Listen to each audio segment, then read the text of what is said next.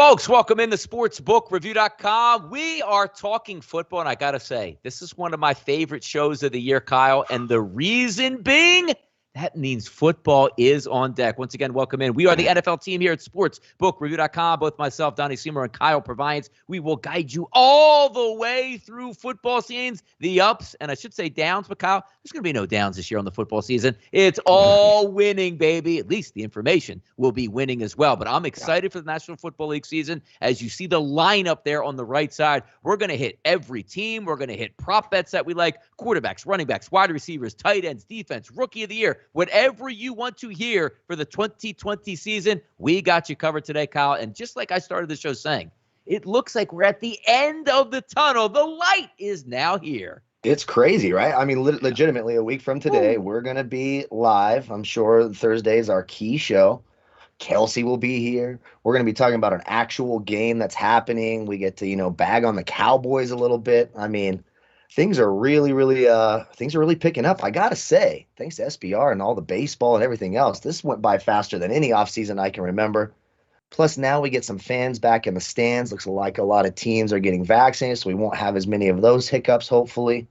I'm excited for this year, excited for the show. And what I'm more excited about is once this show is over, the next time we talk, we're talking about real games, real numbers, real information. We're ready to rock and roll. I got to say, we're looking like two fine-looking gentlemen right here on the screen as I'm looking at us on YouTube. I mean, what's going on behind the scenes here? Propping us up, making us look good. And also, we do have some new graphics coming along. And my favorite part about football season this year, odds boosts. There we Get go. ready for some odds boosts for Kyle. 17 weeks of odds boosts right into the playoffs and through the Super Bowl to have some fun here. But we are going to kick it off today. But also, guys, keep in mind, this is the NFL show. We do have the Pick Six contest here at sportsbookreview.com. Get involved in it. It's fun. It doesn't cost anything to get into. $1,600 per week up for grabs. $50,000 for the season. See if you can beat me. See if you can beat Kyle. I can't remember who me and Kyle finished higher last year, but that's another story at this point. But this year, I undoubtedly will finish higher than Kyle in the spot here. So let's kick it off. Have some fun here. This is our last powwow of technically the off season because, as Kyle said, next week, Thursday night, real football on deck. So let's get started here. Now, surprise quarterbacks in 2021. We could go a couple different ways with this, but I always like to circle back of what happened because, again, we only do this football show in the offseason one time per week. The biggest news, obviously, and I want your opinion on this, Cam Newton, Mac Jones. Obviously, there's no more Cam Newton in New England. It is going to be Mac Jones to start. Kyle, we've been on the same page all offseason. Yeah. For the health of the franchise, the New England Patriots, I think we could both agree.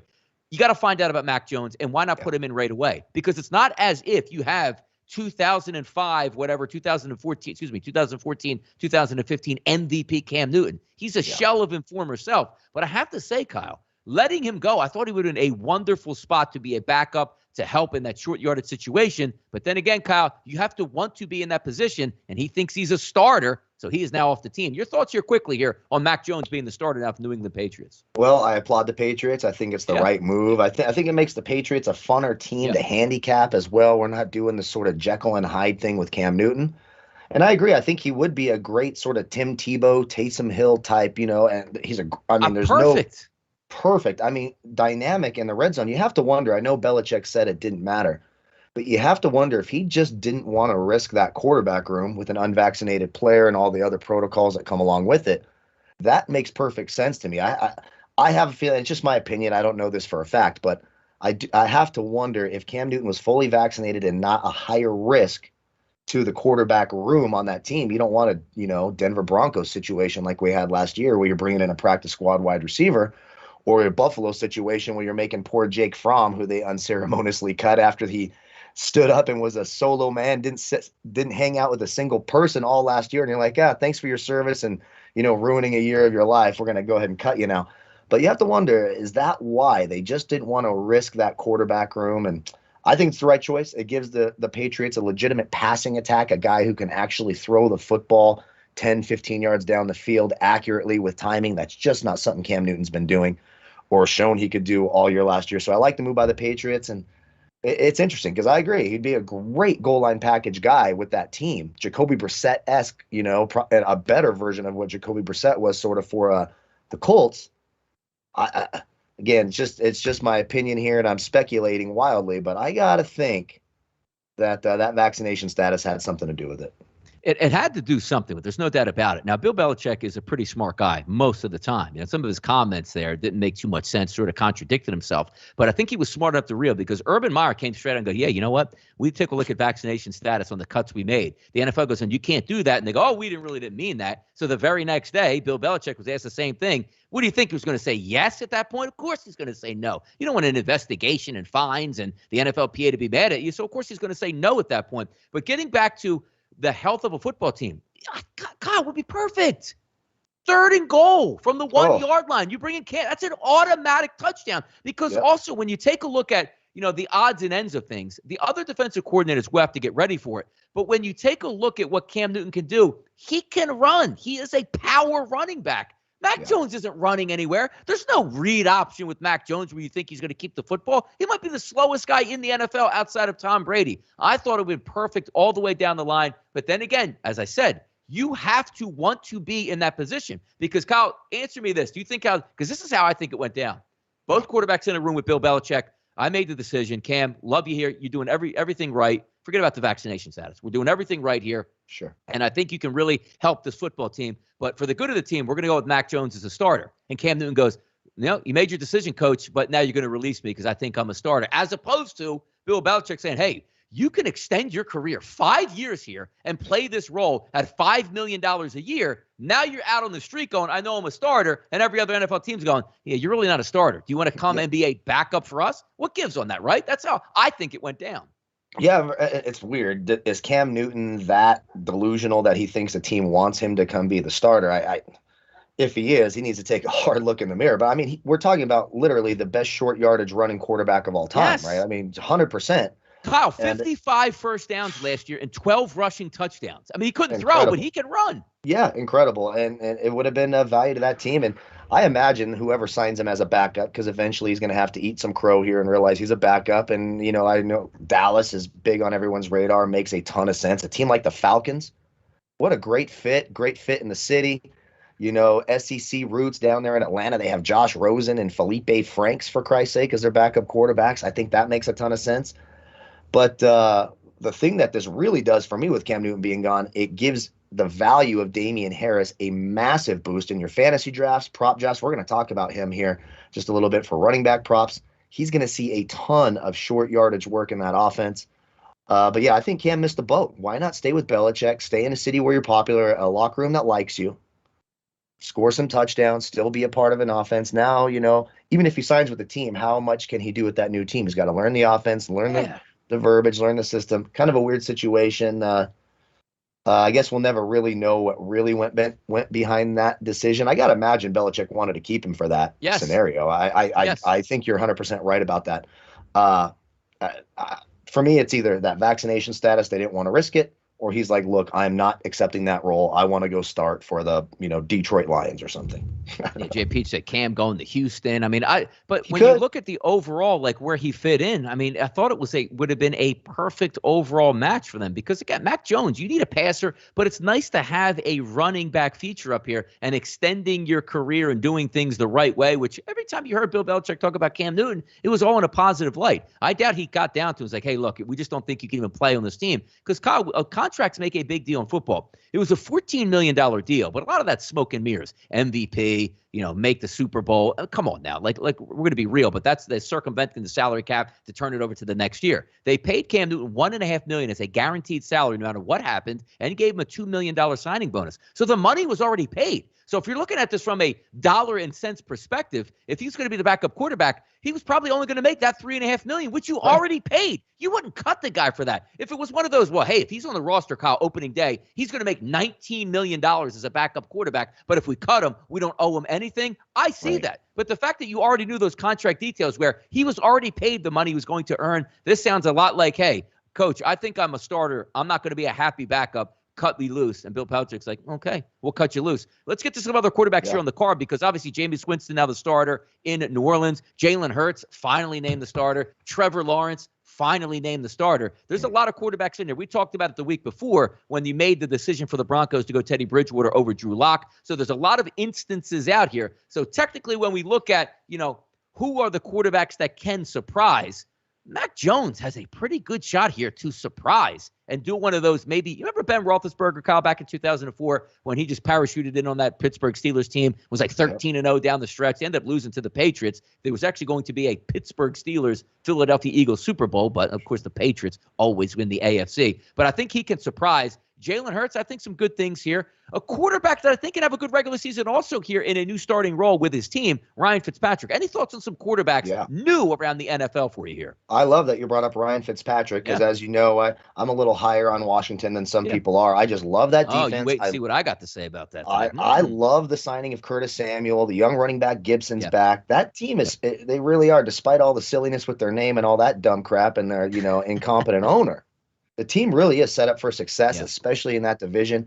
And I think what will surprise people about Fitzpatrick, with him having this kind of defense, this kind of young running back, you may see a bit more conservative and less turnover prone type of player. Let's not forget, he's a really smart guy. Generally, when he has those blow up games, it's because, look, he's on some crappy team. Ryan Fitzpatrick's never really been the starter of a good football team outside of Miami last year, and they moved on. And he wasn't this huge turnover machine for them last year. He was really their great white hope, right? When he came in, it was, hey, this is our only chance. We're losing, even when they started Tua, hey, we're down by 10. It's the fourth quarter. Sit down, young kid. We got to bring in Ryan Fitzpatrick. So I do think he'll surprise some people there. I think Teddy Bridgewater, you talked about him. He's going to be there's a lot of really good weapons there. He's a very competent guy. He's not a high turnover guy. They have a nice running game, a solid defense. I think it'll surprise people how well Teddy Bridgewater plays. And one backup guy I want to bring up. Don't count out Marcus Mariota just yet. The Raiders have a really tough start to the season. It's a tough schedule early on for those Raiders. If they're struggling in that new stadium, finally with fans, they're booing, they're 0-3, 0-4. Marcus Mariota looked really good when he came in for them last year. I do think he's the more talented and gifted quarterback of the two out there in Vegas. You could see an early quarterback change and Marcus Mariota turn some heads there, kind of reestablish his career. It wouldn't shock me if you see Mariota sooner than later starting for the Raiders. And how about our boy Carson Wentz? I know it's been a tough few weeks. It's been a weird offseason.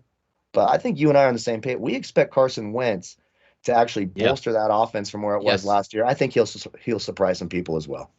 No, I do think we're going to talk about him in just a few moments, but there are a lot of interesting circumstances. The one thing I like about Ryan Fitzpatrick, I have to be honest with you, what is, old Civil War like Alex Smith we used to lay, like, dude, throw the ball more than 5 yards. It's okay. Like good things happen when you throw deep sometimes. And I think Fitzpatrick's going to give those guys a real chance, Kyle, at getting down the field. Like Terry McLaurin, he's going to think he went to heaven. Like, oh, my God, it's one-on-one coverage. And the football's coming my way, not checked down to a running back. It's going to be interesting to see in Washington. I think you're going to find some of these picks here a little bit down the line showing that respect. Let's take a look at the NFL season pick section where we're going to go over some Super Bowl teams, AFC, NFC to win it, and then go division by division. Now, we could make this an 8-hour show, but obviously time is of the essence. So we're going to hit some appropriate points here and keep things moving. But if we take a look and start it off right away here on these season picks, the Super Bowl we can start with. I don't want to do that because that sort of ruins it here. So why don't we go with an AFC, NFC victor and then pick our Super Bowl, and then we're going to go division by division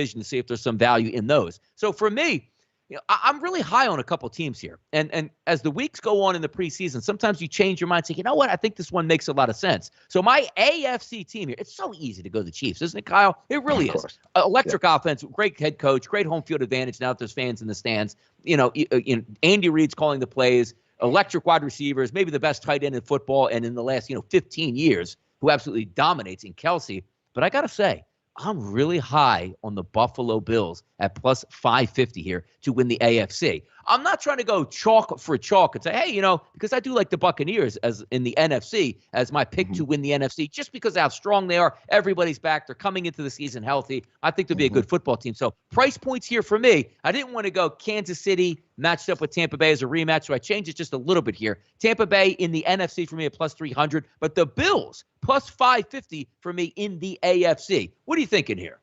Yeah, I do like Buffalo. I think they got a shot. The concern for me is they did nothing to address that running game. And you just wonder in those playoff games, right, late, are they going to be able to be a balanced team, or you get some of these good defenses like a Baltimore, like the Patriots should be if they're able to get themselves in, like Cleveland. You just worry about that. I know last year I made fun of this team every single week, and I'm still not completely sold on Baker Mayfield, but I got to tell you, man, I love what the Yes. Cleveland Browns did in the Tell offseason. them. See that? I, Yes. I love that offensive line. I like what they did in their secondary to revamp some of those players. They're going to be tough. You're getting them at plus 750. That's a team, and we're going to find out pretty early on. They play Kansas City. It's week one, right? I mean, Kansas City, 6-point favorite, week one. Kansas City versus the Browns. The Browns are one team with that offensive line and their ability to run the ball are one of those teams in the AFC that match up really well, and they have that pass rush that we saw. If you can get pressure on Mahomes in that offense, you can force some things to happen there. I think Cleveland's really, really interesting at plus 750. And if you want to go just a little further down the board, the Titans at 1,300. Titans offense last year, one of the best offenses in the league. They're going to continue to do that this year. Ryan Tannehill, a really solid quarterback. Of course, they add Julio Jones. We'll see how healthy he can stay with A.J. Brown. Of course, you have Derrick Henry. So they're going to score points. Their big problem was they couldn't get to the quarterback. They bring in Bud Dupree from Pittsburgh. Hopefully that can sort of get them. I mean, I believe they had the lowest sack rate of any playoff team since 1970 Cincinnati Bengals last year. So if the Titans are able to put some pressure on the quarterback, that offense can score with anybody. There's way worse things than you can do than have a team as talented and as good as the Titans at plus 1,300 in a weak division. They should, if Carson Wentz doesn't pan out or is hurt again or his foot's not ready, the Titans should run away with that division. You've got the Texans and the Jaguars. They should win a lot of football games, be in the playoffs. I think you can do a whole lot worse than 13-1 on the Titans. Yeah, no, and it's going to be fun to watch, and that's the first couple weeks of the season. I can't wait. Like because I know chat box I put in there. Like next Sunday, it's going to be flowing. Where once you type in your comment, it will be off that screen in a matter of seconds, and that's the fun of it here. And sometimes it's nice to kick back. 12:59, we log off the air and tell you good luck on your day. And the Philadelphia Eagles are playing, and the San Francisco 49ers are lying. It's going to be some really cool stuff. Don't miss that show next Sunday because I will be live in Vegas. So I will be in rare form for that show. So make sure you're there. Yeah, we'll see if Kyle makes it to the starting gate there in Vegas for that show. It's going to be fantastic stuff. But anyway, take a look here. And, the NFC, AFC, there's a lot of jockeying for position. There's really good teams. But you do make a good point here on the Browns. This isn't your dad's Browns, as we like to say, 3 to 4 years ago. And it's like, man, they can't get out of their own way. Look at them player by player and go across roster per roster. They check out versus damn near every single team, and it always comes down to your quarterback. And if Baker Mayfield plays similar to what he did last year, Odell Beckham is healthy, so he's a little bit of a knucklehead, but he can take so much off of the other guys.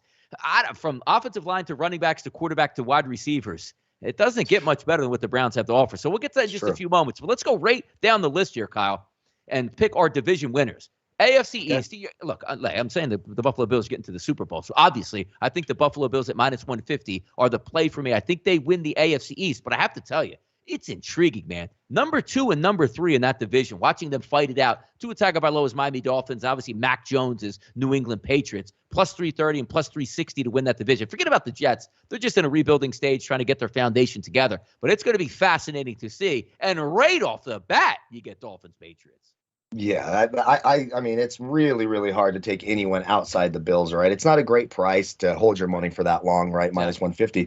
But I will say, if you're on the FanDuel Sportsbook, they do some cool division parlay sort of things where you can get some nice numbers. I don't mind that because as we get further on, we'll talk about some. But you're getting some look at this parlay: Chiefs, Buccaneers, and Ravens to win their divisions, plus 1,100. That's what I'm talking about. Why do I want to take some minus money on the Chiefs when I can par them with Buccaneers, clearly the front runners in their division? The Ravens have a really good shot. And if you're like, oh, what about the Browns? They could do it. You can go to another one, plus 480, Browns, Chiefs, and Packers to win their division. So you can sort of hedge there. I like those options on the FanDuel Sportsbook. But yeah, for me, it's Buffalo or bust. Now, the one concern with Buffalo and why I probably wouldn't do the minus 150 and have them hold on to my money that long. Josh Allen is such a vital part of their run game, especially in the red zone. Singletary, they did nothing to address this in the offseason. They were one of the worst rushing offenses and defenses in the red zone last year. Josh Allen is a main source of their offense in the red zone. All it takes is one weird hit and him to be out 5 or 6 weeks. And the next thing you know, the Dolphins are live. If Mac Jones is able to play, the Patriots are live. I always look at those in divisions where there's a big favorite. Is the quarterback he's not injury prone. He's a big, strong kid, and he hasn't been hurt. but he's certainly going to be in a position to get hurt.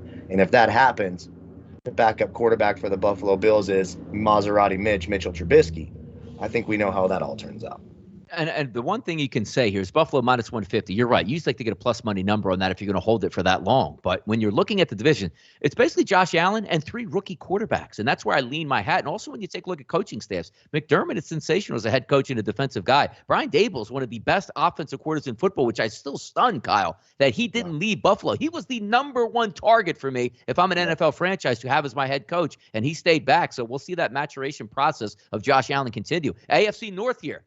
I don't agree here. Baltimore Ravens plus 115. I don't agree that they're the best team. They barely have a wide receiver healthy at this point now. Now, are they a good franchise? Yes, they have good coaching staff. Of course they do. Lamar Jackson, an electric talent in the regular season. But I don't think they're the best team in the division. The Cleveland Browns plus 155, Kyle. That's my way. That's where I'm going here. I know there's a lot of hype on them this year, but they finally have – it's not Freddie Kitchens messing up the first and goal from the 1 where they don't score any points. Stefanski's got this team under wraps playing really good football, and every position checks out and makes sense. They're the best team in the division. Plus 155, give me them.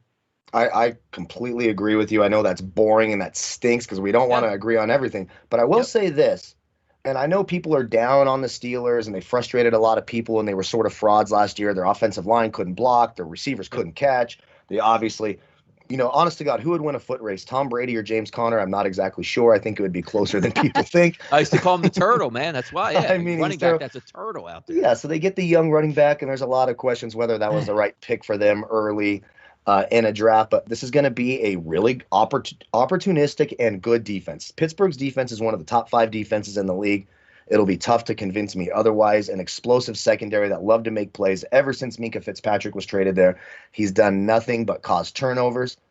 Ben Roethlisberger looks a little trimmed down. They bring in a young running back. It's going to certainly be a more explosive running game. If the offensive line can hold up, Pittsburgh is absolutely live at plus 440. Just look across the league. So if you go, if we go to the AFC South, Jacksonville, it's plus 600. Would you rather spend plus 600 on Jacksonville or plus 440 on Pittsburgh? I think that's a pretty easy choice. Would you rather spend plus 500 on the Bears to win the NFC North or plus 440 on the Steelers? I think that's a pretty easy choice. So in terms of teams who are, the 3rd, 4th favorites in their division, Pittsburgh is one of the higher echelon teams in that category. So I do think there's some value there. But for my money, you're right. I think the Browns are the best team in this division, which is a big turnaround from how I thought about them last year.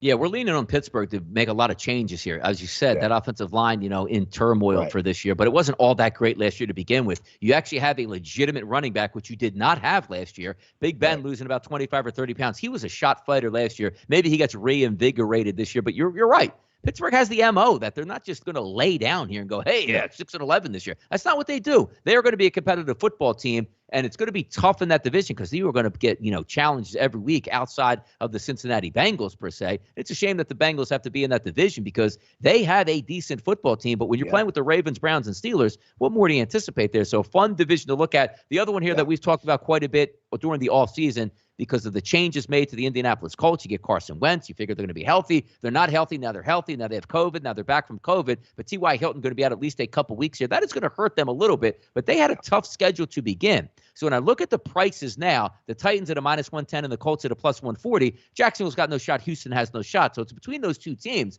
And I do think the Colts are going to have a very good year. My only bet on team totals this year, I bet this year, Kyle, over 8.5 minus 120 for the Colts. 9-8. I think they can get there. I don't need the division. So as I say that, I still think the Tennessee Titans right now, as we're talking September 2nd, that's the way I would go, minus 110 to win the division, because they don't have all that. Is he in? Is he out? Who's hurt? Who's not? It seems like they're getting to the starting line fairly healthy here. Yeah, I mean, at least until, the second play of week 1.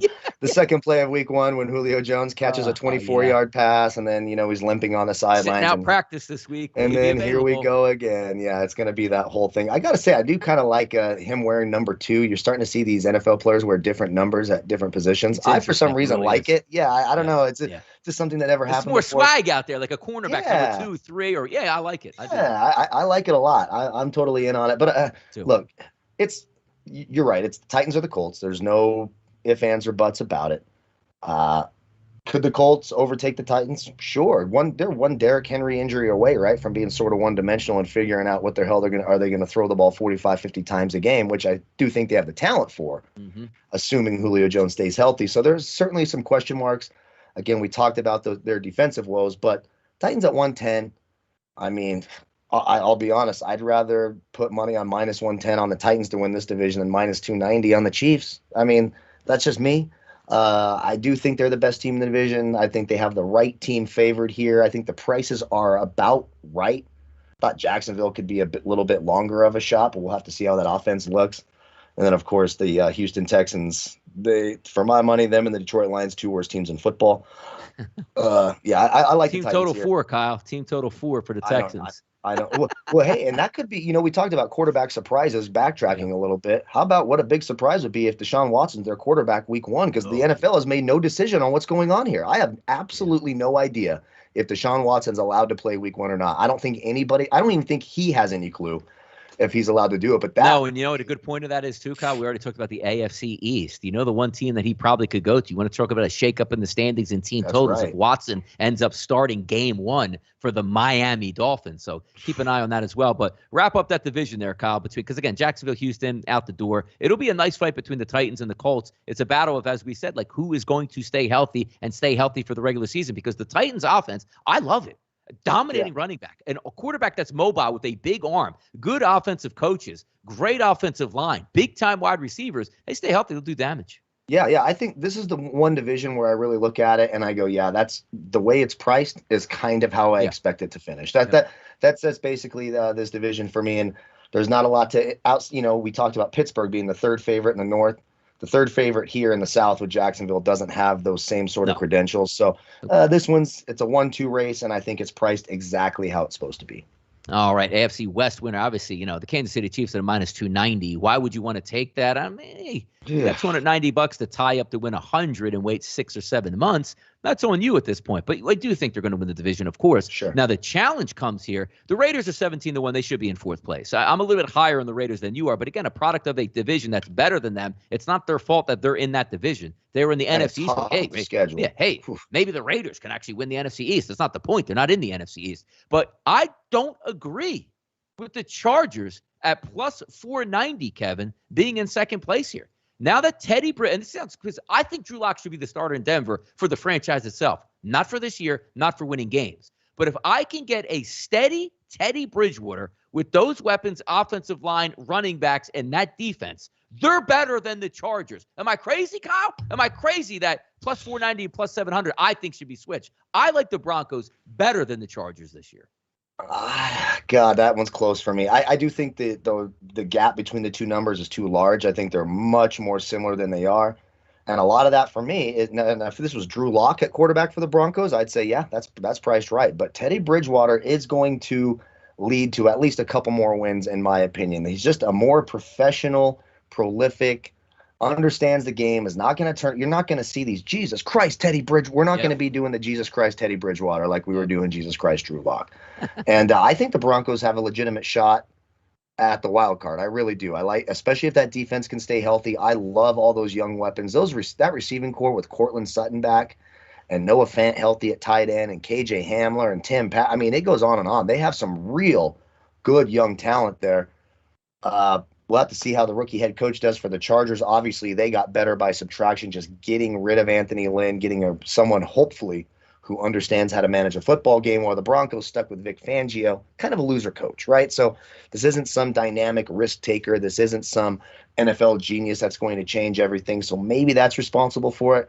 But I don't know if they should necessarily be flipped, because I do think that Chargers defense will be better now that Derwin James is healthy, Bosa, Ingram. They actually have a lot of talent there. I like getting Asante Samuel Jr. Love that. Secondary should be really, really solid for the Chargers. So there's some defense there. Of course, Justin Herbert, obviously have the clear-cut quarterback advantage there with the Chargers and Justin Herbert. I think the numbers should be closer, but I'm not sure that I would flip it all the way. I still maybe like the Chargers slightly better by the narrowest of margins. Both of those teams, for me, are live for a wild card berth this year. Yeah, it's a fun division. It's a pretty good action-packed Yeah, division and where just to outside of tap the on that, Chiefs. Mhm. those parlays. So if you're going to take the Chiefs minus 290, come to these little parlays on FanDuel. You can get Chiefs, Buccaneers, and Packers to win their division at plus 240. I'd much rather do something like that. Feel real good about the Packers and Bucks. We'll get to Chiefs, Bucks, Ravens plus 1100. So you can get some more value by adding it on to some of these teams you expect to win their division. Yep, you got it. Let's move down to the NFC East, as you know, the NFC least, as we like to call it, at least last year. And I did a complete 180 basically in this division, because when I'm looking overall 1 through 4, a couple months ago was the Dallas Cowboys for me, because I thought Dak Prescott would come back healthy. It looks like he technically is coming back healthy. But as I saw more and more what Washington can do to the Dallas Cowboys, with a physical defense, that front four should be able to get pressure on Dak Prescott, but also Ryan Fitzpatrick leading an offense that isn't all that explosive technically, but he could make them sort of an explosive offense by giving the wide receivers a chance downfield. And you have a nice little running back that I'm going to talk about here in running back props in just a little bit. So if I'm looking at plus 130 for the Dallas Cowboys in the division, I don't like that. Give me the Washington football team at the plus 260 price. But also, I think the Dallas Cowboys are better than the Giants and the Philadelphia Eagles. That, again, if Dak Prescott stays healthy. So the Dallas Cowboys finish in second place wouldn't be a surprise. Now, the Eagles at plus 450 in last place, the Giants at 400. I think the Eagles are better than the Giants. I'm really one of the teams I'm lowest on where, you talk about teams, Kyle, in the offseason. The Giants never come up because I have no expectation for them to be a good football team. Like, do you think like they can go 11-5 or 11-6 in a 17 game? No. It just doesn't feel that way. Like I could almost see the Eagles surprising and winning 9 games more than the Giants. I just figure them out there as like an 8-9 football team if that's a decent season for them. Yeah, I could see both those teams finishing with fewer than 7 wins, honestly. The problem with the Giants, their defense did show flashes of being pretty solid last year, and they did bring in Kenny Golladay. They do have Darius Slayton. They have Shepard. They have Evan Ingram. Saquon Barkley's back. They said they're going to probably limit him early on in the year. So they do. They're sort of like the Denver Broncos of the NFC. They have all this talent. The problem is you have Daniel Jones as your quarterback, who is just god-awful. I don't care how you slice it. I have no hopes, beliefs, or delusions that Daniel Jones is going to lead any team to any sort of winning record. And Teddy, I would take Teddy Bridgewater eight days a week over Daniel Jones, and that's the real problem there. He's a turnover machine. The head coach is Joe Judge, for Christ's sake. So Horrible it's not coach. Like he's going to fix it. Just one of the worst coaches you'll ever see in the National Football League. For me, this is one of the ones where I'm like, man, this is the easiest. Outside of Cleveland, Washington at plus 260, twice the number of what you're getting for the Cowboys. I think Washington beats the absolute crap out of the Cowboys. That defense is physical. That Cowboys offensive line, this is not the Cowboys offensive line of 2 or 3 years ago or from the 90s. This is one of the worst offensive lines now in football. It's not a very good line. They're going to have Washington will beat the brakes off of Dallas. I think Washington wins this division. That defense is nasty.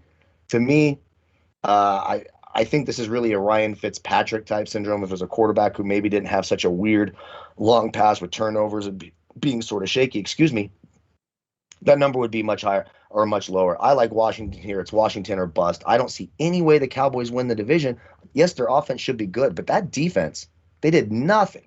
What did they do to improve that defense? The worst rushing defense in football. They might have a better pass rush this year, though. Yeah, they might have a good pass rush, but the secondary is going to struggle, I think. Oh, God. Yeah, and they were the second worst rushing defense in football outside of Detroit. I like Washington a lot this year. I love that plus 260 number. All right, let's keep going here. NFC North Division, the Packers at a minus 145, which I still think is a steal. As long as you have Aaron Rodgers healthy under center, that's a really good football team. Now, they tough enough to win a Super Bowl, that's another story. But are they tough enough to beat the Chicago Bears? They're going to either have a rookie or Andy Dalton. The Detroit Lions, we don't have to say any more on that. Kirk Cousins, the Vikings. Look, Kirk Cousins is a very good regular season quarterback. He's going to put up statistics. But overall, if you're just asking me, it's a straight-up head-to-head battle here between the Packers and the Vikings. Packers run away. Minus 145 all day long for me. Yeah, I think you're 100% right here. Now, I will say, the more and more I look at the Vikings, what was the problem with the Vikings last year outside of the obvious Kirk Cousins can't win a big football game? The guy, I'll never understand people's fascination with Kirk Cousins and organizations fascinated. I just don't think he's that good of a quarterback. But the real big problem for them is they could not stop the pass. They had the Cam Dantzlers, the Jeff Gladneys of the world, and those guys were being absolutely torched.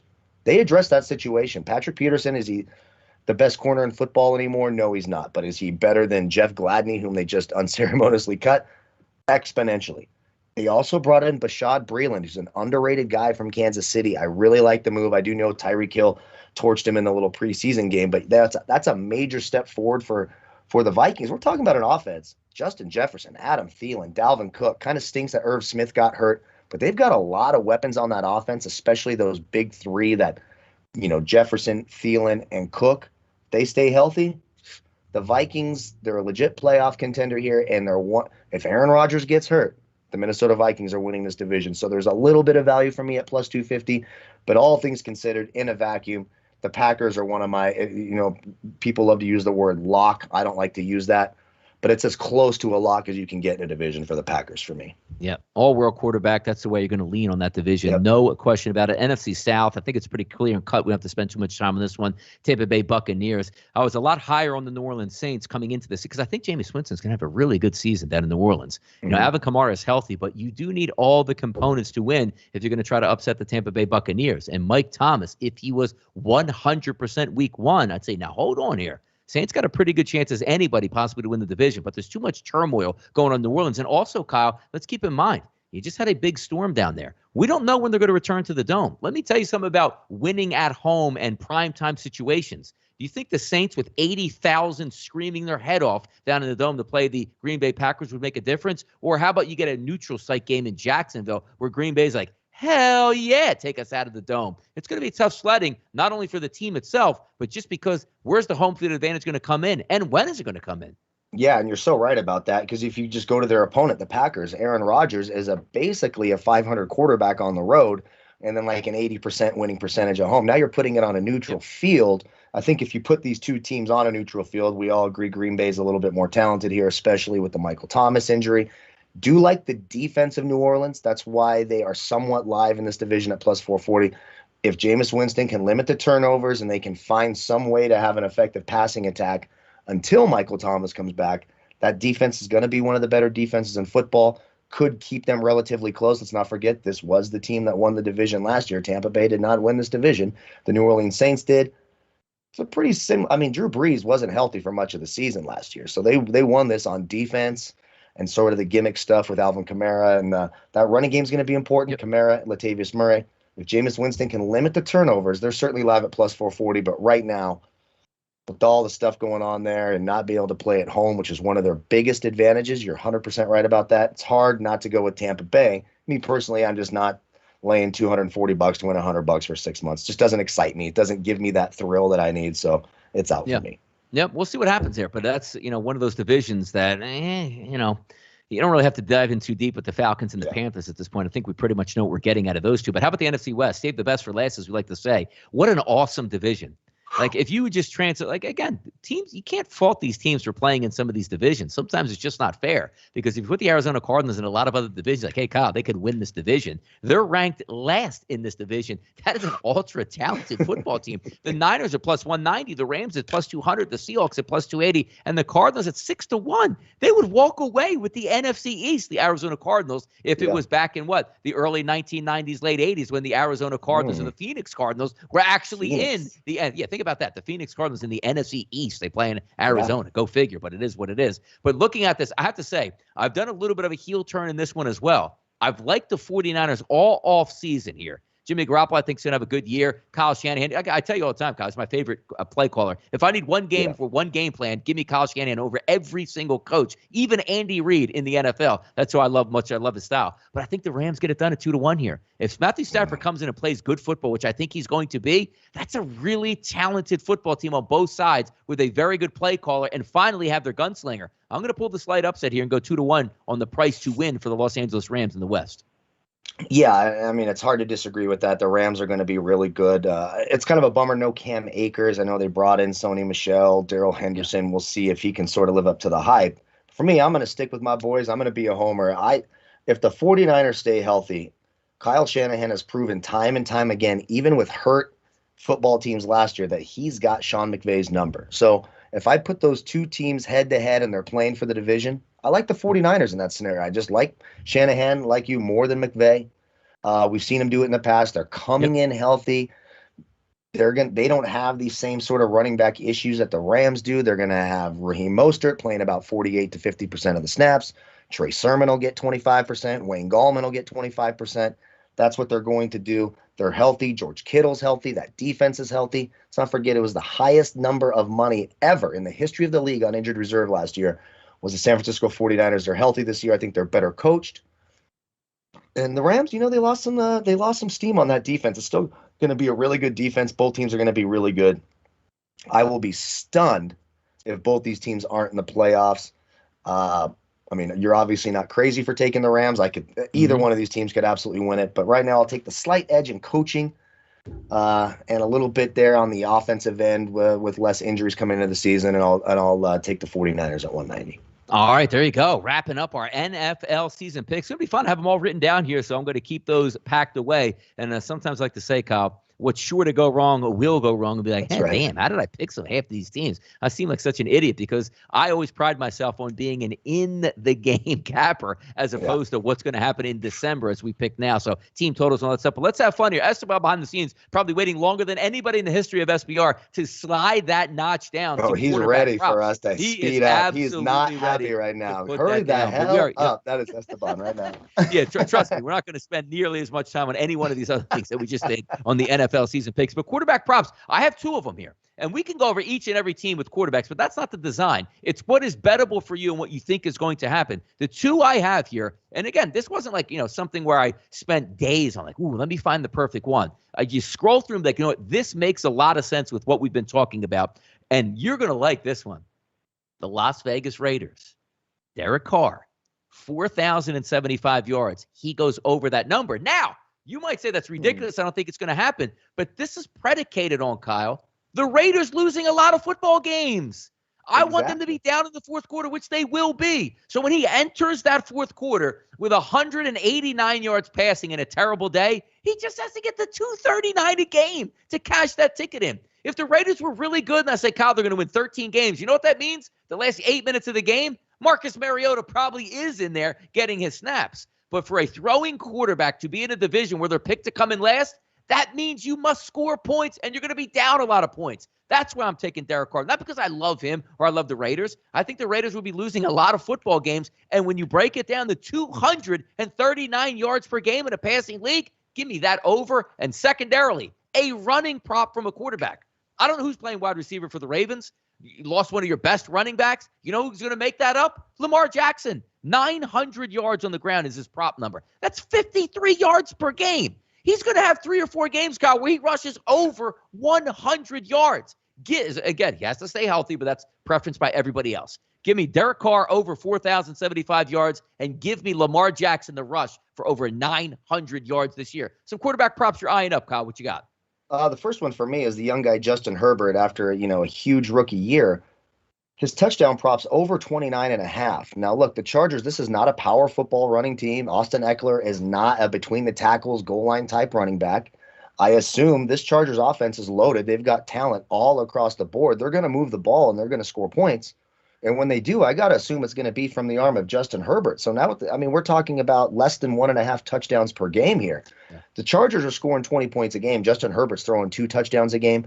I think he gets into the mid-30s, possibly to that 40 number in 17 games. 29.5 seemed awfully low. So I took the over 29.5 for Justin Herbert. And another one that I sort of like is for the rookie Trevor Lawrence. His passing yards numbers at 4,100 yards. I think he goes over there. They have a ton of great passing weapons. I like the running back James Robinson, but this Jacksonville defense isn't going to be able to stop anybody. Not a soul will be stopped by this Jacksonville defense. They're going to have to throw the football, come from behind quite a bit. You get that 17th game. I think 4,100 is a pretty easy number for Trevor Lawrence to hit as well.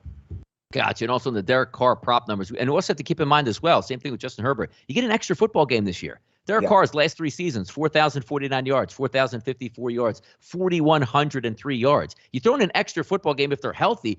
Derek Carr averaged 253, 253, and 256. I'm just asking them to get 239 this year, which again, if they're not winning games, that's almost helping me out at this point. So we'll see how it plays out and some fun to talk about. Why don't we hit some receiving props here, Kyle, in the NFL? So Esteban, you can Or certainly rushing? slide. Or Rushing RB props. Let's go. props? Yep. Let's go RB rushing props props. first. RB. You're Let's trying to go piss RB. Esteban off more than he already is? Dang. I want Let's him. go. He was probably like, yes, we skipped over running back props. That's fantastic. Yeah. But yes, rushing props from the season. I have 1, 2, 3, 4, 5, 6. What is that?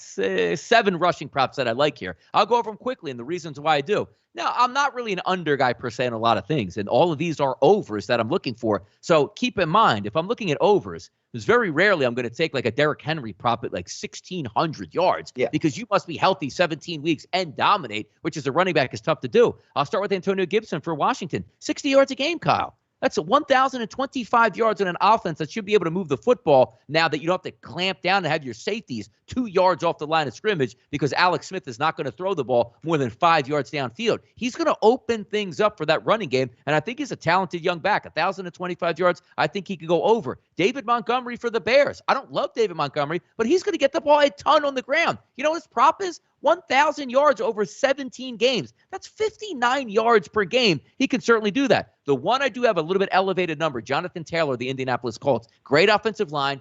Quarterback banged up a little bit, T.Y. Hilton out. You're going to lean on this young kid. That's 1,200 yards in the season. But when you think about it, Kyle, it's 70 yards per game. You bust out with a 136-yard game within the first 3 weeks, you're on your way at this point. Next one, Josh Jacobs, 1,025 yards for the Raiders. Who else is getting the football to dominate but him? And keep in mind, once again, 17 weeks, Kyle, 60 yards on the ground per game for Josh Jacobs. The highest number I have is Nick Chubb of the Cleveland Browns, 79 yards per game at 1,350 overall. I think he is going to have an unbelievable season. Now, will he get hawked a little bit by the backup running back Kareem Hunt? Yes. But this guy is so talented. I could see him, Kyle, averaging 100 yards on the ground per game with that offensive line. And yes, Cleveland's going to win a lot of football games. So what does that mean, Kyle? In the last 5 minutes, that could be an extra 15 to 20 yards every single game running out the clock. Also, Ronald Jones here for Tampa Bay. 1,025 yards here. I think he has a legitimate chance to get that number at 60 yards a game being the lead back. Why?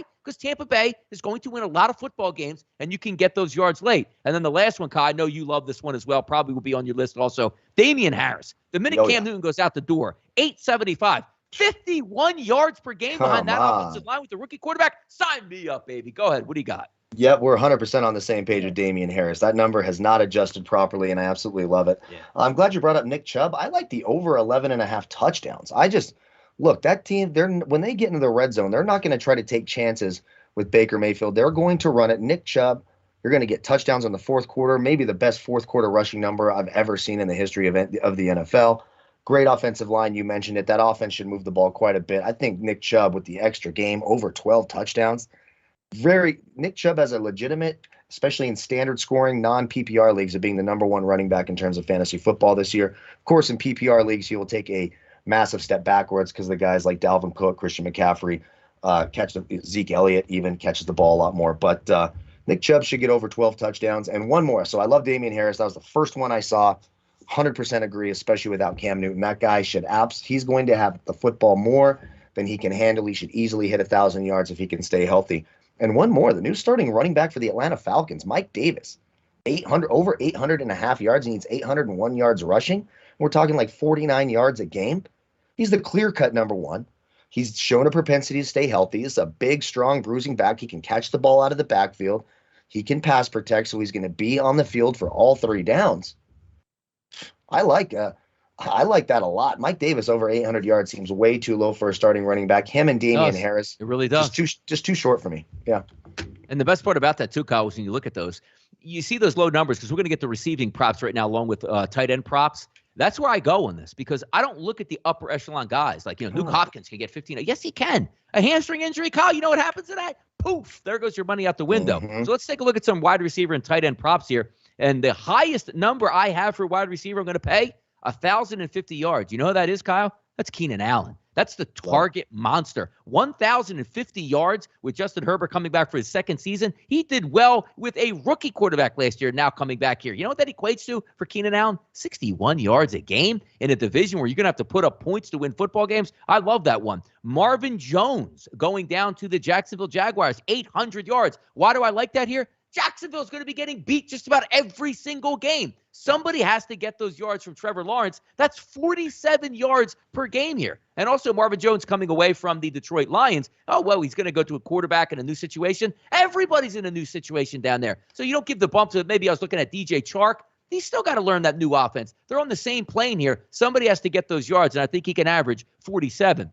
Another steady guy I love, Kyle, every single year from a football team that will be down in a lot of fourth quarters. You know where I'm going? Cincinnati Bengals. Tyler Boyd. Is I here on my screen? Kyle, 825. 48 yards a game for Tyler Boyd. If he stays healthy, I've been there all day. Another guy on a really bad football team. Why? If you play 17 weeks and your team stinks, you will make up catches late in games. Brandon Cooks, 900 yards. Kiki Kuti's not even on the team. And who is on this football team but him? He has no choice but to make catches here. That's 53 yards per game. Keep sliding it down. Emmanuel Sanders, Kyle, goes to the Buffalo Bills. Diggs is going to eat. If Cole Beasley stays off the COVID list, he's going to eat. But you know who's going to be one-on-one the whole game? Emmanuel Sanders. Do you know how many yards he has to average as a starting wide receiver in the NFL?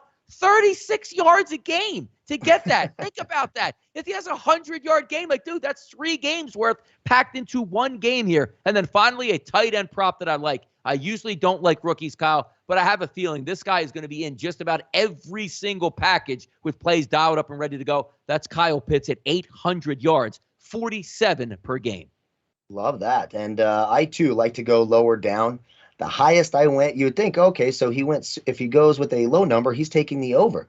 Oh, no. Will Fuller the 4th or the 5th, whatever the hell he wants to call himself. His number's at 840 yards receiving. Now, he crushed that last year, and then let's not also forget it was the first time he'd ever been healthy for more than 4 or 5 games in a season. He gets busted for PEDs. Now he's going to Miami. He's got Devontae Parker to deal with. Of course, the young kid Waddle that they drafted. Tua still developing. I have a hard time believing in that division, too. Buffalo, a good secondary. Once Stephon Gilmore comes back for the Patriots, who won't be there for that week 1 matchup. Very, very good. Under 840 yards for Will Fuller seems too easy.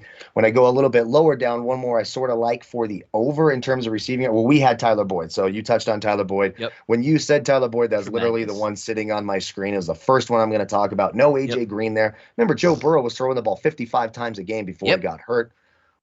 I mean, the writing's on the wall there. But how about Henry Ruggs for the Raiders? Started to come out at the end of the year. They got rid of Nelson Aguilar. He's the guy they need to step up alongside Darren Waller.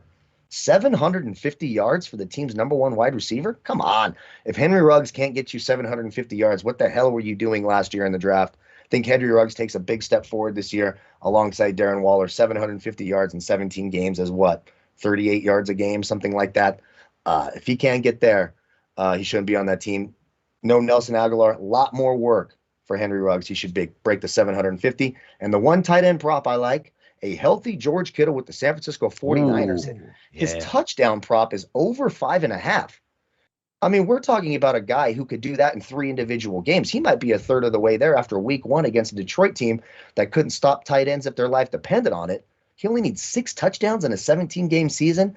Arguably, I mean, you could argue he's the best tight end in football. If you don't think he's the best, he's the second best tight end in football. An offense that should move the ball. Jimmy Garoppolo loves going to George Kittle. They know what they have. The big play touchdowns that he's able to score, which makes him more unique than any other tight end outside of the Wallers and the Kelsey. This guy can catch a 5-yard screen and take it to the house. 6 touchdowns as long as he stays healthy seems way too low. You got it. All right, let's slide it down one more. Seasonal awards. We can bunch a couple of these together, MVPs, Rookie of the Years, Defensive Rookie of the Year. So I'll go with mine here. I'm going to take a shot on a quarterback that, again, I'm very high on this year. Trying to go a little bit outside the box, but not too far. 13-1 this year. Josh Allen at quarterback. I think he's going to put up massive numbers in the regular season. I think they're going to win the division, which, again, the MVP is not a playoff award and Super Bowl award. It's through the first 17 weeks. So I need to pick a quarterback that I think is going to have big numbers and also win their division and probably win it convincingly. I'm going to go with Josh Allen. Rookies of the year here, offensively. Defensively, I mean, there's a bunch of guys out that you could pick from just out of a hat. But the rookies, and I do agree with the top 2 guys on the leaderboard here. I think it's going to come down to Trevor Lawrence, and I think it's going to come down to Mac Jones. And I think Mac Jones slightly has the upper hand depending on what situation you're looking for. If Mac Jones, the team total is 9.5. Trust me, if Mac Jones wins 10 games and they go to the playoffs, I don't care what happens around the NFL, Kyle. He is the rookie of the year, stepping in and leading his team to the playoffs. But I do think Trevor Lawrence will get a full 17 games, put up decent statistics. And if Mac Jones doesn't get to the playoffs, then he probably gets the nod. One of the ones I like the best here, Defensive Player of the Year. I'm going with Myles Garrett at 6-1. I just think he has a monster year. And again, it comes from that same notion. If I think there's a good chance that a 12-win, schedule lines up for Cleveland, Kyle, that means probably 12 of those games, they're going to have a lead late in the fourth quarter when you're just pinning your ears back and trying to pile up sacks. I think that makes sense. Comeback Player of the Year, 10-1. I'm still going to stick with Carson Wentz here. If he has a good season and they win that division, that's a pretty good chunk to take down to 10-1. Forget Dak at plus 270. Get the hell out of here with Dak at what plus about like Laurent Duvernay-Tardif? Are you going to take a what is guard? it? Yeah, I saw that. What is that? Like a humanitarian award? Like, you got to come back and at least be high level and be worth it on your team. So I don't know where that's coming from. And also Coach of the Year. This all leads toward the Browns here, Kyle. 24-1, Kevin Stefanski. Where are you going with some seasonal awards here? Hey, let's go way down, and let's not even take a quarterback at MVP, but let's talk about those Cleveland Browns and Nick Chubb, a monster year, if I could talk. 1,600 yards, 20 touchdowns. The Browns win their division. Plus 12,000 to win the MVP award. I think Nick Chubb's live. I know quarterbacks generally get it. It's very, very rare for a running back to get it. But if Baker Mayfield sort of middles in the middle of the pack, but that Cleveland Browns team is able to win the division, he scores a ton of touchdowns, maybe, just maybe, Nick Chubb at plus 12,000. I mean, I think you could do a whole lot worse than that. As when I was looking sort of through the Rookie of the Year, was that what was after that? The Rookie of the Year. How about a guy sitting here at 650, Justin Fields? If he's able to get it together, the Bears are able to win some games. Maybe they compete for the wild card in the NFC. Maybe give the Packers a little bit of. Let's not forget the Bears. They're going to be on primetime. They're going to have these high marquee sort of matchups with the Packers. That the NFL loves to do that. He'll get his national television time if he's able to put up some big numbers. Maybe Justin Fields at plus 650. Defensive Rookie of the Year. Pretty interesting one here. I do like the Karamoa guy. We'll see what happens with him. But Patrick Surtain looks good in the preseason at plus 750. Comeback Player of the Year. I don't know why Jimmy Garoppolo was not here. I know who I will not bet on. That's Laurent Duvernay-Tardif. Can you imagine a guard? If that guy wins it, it's just a fix. It's just like wrestling. It might as well be like a wrestling. Yeah. A guy like Nick Bosa could be interesting, and Odell Beckham at 23-1. Look, Odell Beckham, Cortland Sutton at 33-1. But Odell Beckham, if they're on a winning team, keeps his shit together, keeps his head right, helps his team win, gets 10+ touchdowns, 23-1. Odell Beckham. There's Jimmy Garoppolo at 13-1. Of course, if the 49ers are the 1 seed in the NFC, he's got a great shot at that award. And Coach of the Year, I think, is really interesting. I think it's really, really interesting that Staley continues to be the front runner. But I think a guy like Frank Reich, if he's able to sort of redeem Carson Wentz's career and they are able to make the playoffs or win that division, I think it'll be really hard for the voters not to give that award to Frank Reich. Fantastic stuff. Look at that, an action-packed hour. How quick did that go? Why? Because we're talking NFL football. It is back in our lives. And as we wrap up with some final thoughts here, Kyle, we are 1 week away. We're going to be doing a show next week on Thursday, lining you up for the weekend and for Thursday Night Football with the NFL champion, the world champion, Tampa Bay Buccaneers, and the Dallas Cowboys. Sensational stuff on the horizon with SBR. Kyle, can't wait for it. Oh, I cannot wait. Next week is when it starts, and that Thursday show is going to be fun, and I'm all pumped up. So I'm going to have like 45 props and long shots and everything else. We did give out some big long shots last year. We're going to do it again this year. Cannot wait for next week. Subscribe, click the bell icon so you don't miss it, because maybe the schedule is a little bit different than it was last year. We just don't know. A little sleeper behind the scenes right here. See? There you go. Looks good. Be first and forefront. And as I always like to say as we close out the show, Donnie RightSide and Kyle Purviance, your NFL team here at sportsbookreview.com, carrying you through the regular season. So much good stuff going on your channels, guys. Thanks for putting up with us talking football. Hey, it's basketball season, guys. What do you hear? They're in the playoffs. Hey, it's baseball season, guys. Why are you talking NFL football? Well, next week, we're talking NFL football, Kyle, because it's NFL football season. So thanks for sticking with us. Big things on the horizon. Thanks again for watching the show today on a Thursday. Next week, we will see you on a Tuesday for some opening lines of the NFL week. So thanks for sticking with us once again. Yeah. I'm Donnie RightSide for Kyle Purviance for the sportsbookreview.com NFL team. This was your show for Thursday. Good luck on all these props and futures wagers.